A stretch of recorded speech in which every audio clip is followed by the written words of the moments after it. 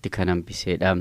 Kunis kan ta'e wanti barreeffamuu fi wanti akka qaroominaatti fudhatamu sirnaa fi adeemsa warra Israa'elii fi Abashoota jiddu galeessa yoo godhate malee sirrii akka hin taane ibsuuf waan yaalamuufidha. Yaalii kanas dhugoomsuu waan barbaadaniif yaaduma tokko keessatti seenaa warra rukkutu barreessu. Fakkeenyaaf cimina warra Yejjuu kaasanii Yejjoota Oromoo irraa fudhatanii kan warra Seem gochuu yaalu. Kan Itoophiyaa gargar diigee fi facaase Yejjoota jechuu yoo barbaadan immoo Yejjoota Oromoo godhu. Gochaan akkasii kun walitti dhufeenya seenaa Oromoo fi Abashaa keessatti waanuma baratameedha jedhu hayyoonni seenaa.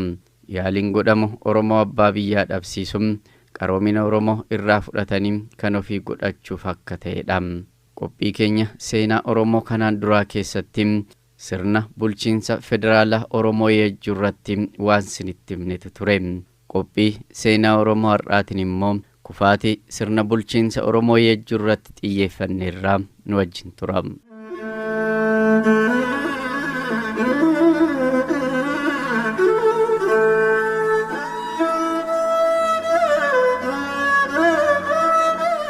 Wallo garri warra Heebanoo